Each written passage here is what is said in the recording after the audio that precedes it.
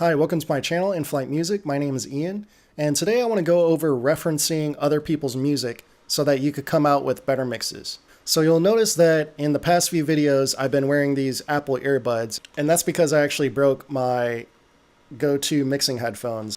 I use the Sony MDR 7506s, I believe that's what, yeah.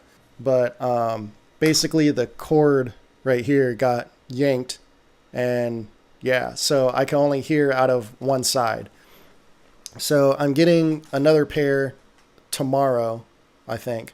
And hopefully I'll be back to mixing on those again because I don't have studio monitors. So all the mixes that you hear are 100% done in headphones. But what I do to make sure that the mix is the best that it possibly could be, at least to my ears or to my liking, I reference other people's tracks, but I do it in a very special way to where if I am in a situation like I'm in now, where I switch to Apple earbuds, or if I'm listening on monitors or anyone else's speakers, I could go into any studio and reference using this technique, and I'll understand what their system is like right away.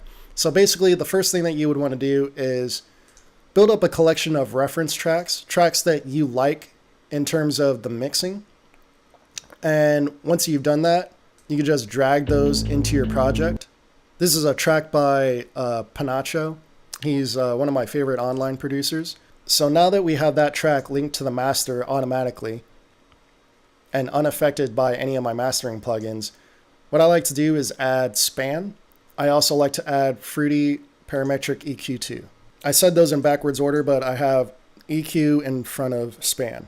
So now you have visual representation, and you can get a audio representation of the technique that I'm about to show you, which is frequency referencing. So if you're listening on a new pair of speakers, new pair of headphones, whatever it is, you want to hear what beats sound like in different audio ranges. So if you're trying to mix as good as whatever mix you're comparing it to, what you want to do is isolate specific sections of a song. The first section that you want to listen to is everything below 30 hertz. Let's go to the busiest part of the track. Here's my chorus, and I just shifted their track over to their chorus to where we could just loop over and over again. So you might be hearing something.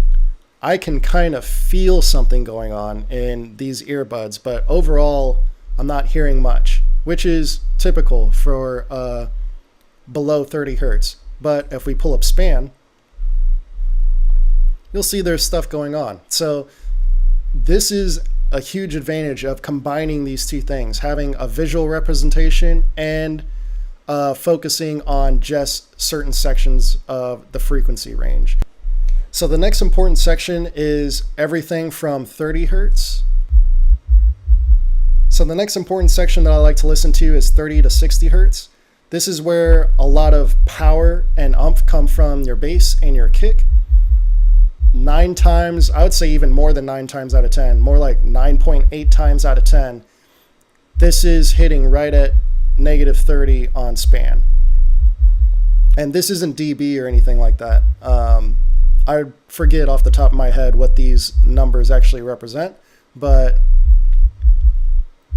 overall, you could just, if you compare a whole bunch of tracks, you'll see that they're hitting right around negative 30 for the most powerful part of their mix, which is usually between 30 and 60 hertz.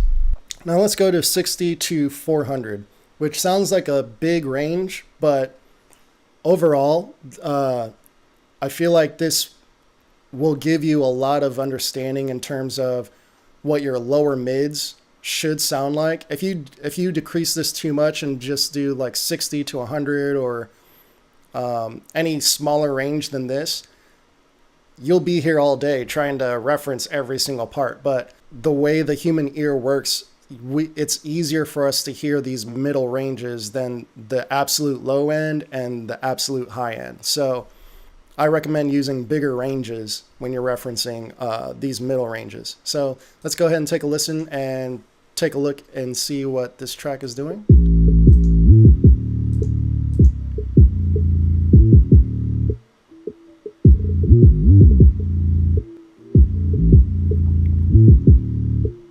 So hitting right about negative 36 in the lower mids, right around 80 hertz. And then we're hearing the bottom of the snare hit right around negative 45, negative 42.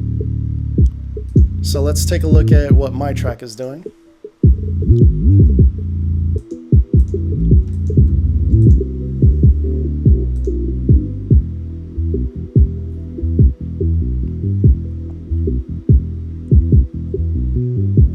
I'm hearing about the same type of elements, which is a good thing.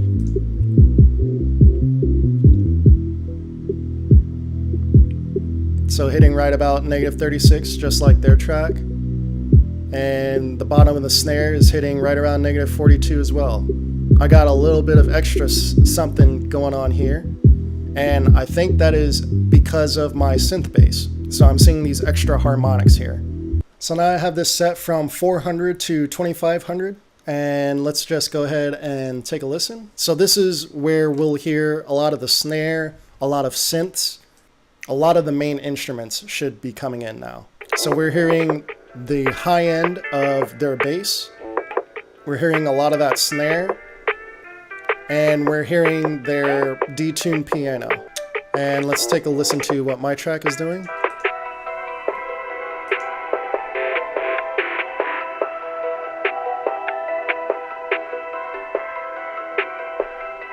A lot of the same stuff. So now let's go from 2500, I'm not going to be so exact there, and just listen to the whole rest of the track. I'm actually going to go ahead and just bring this down to 15,000. I typically see a lot of tracks drop off right around 15,000, so that's why I had that specific range selected. But let's go ahead and take a listen. So we're starting to hear those hi-hats, the top of the piano, and the very top of the snare drum. No kick drum, no 808, not even the peaks of the synth bass. There is this drop off that I was telling you about, which pretty much happens right around 15. I'm hearing a little too much hype for sure. And that's coming from the synth. I could hear a little too much hype coming from the synth. But he didn't have a synth playing. So again, that's why you want to reference tracks that have the same type of instruments. It's about the same, but you can see this is probably what I'm hearing that's bothering me right here, right around 13K. And that's really simple to do. All you would do is just pull up an EQ and put a little dip. I could already hear by my ears that that was much better. Well, let's take a look at what span looks like. And yeah, we've evened it out quite a bit. So yeah, guys, that's real life referencing right there, finding problems with Apple earbuds that, you know, I never would have heard that just listening overall to the mix, not using span, not having a reference, not all those tips combined. You don't want to just rely on your eyes. You saw that I was using my ears first, and then I went back just to double check what my ears were hearing, confirmed it, fixed it, then went back to check and see visually if it made a difference as well, and sure enough it did. So that was just reconfirmation of what my ears were telling me.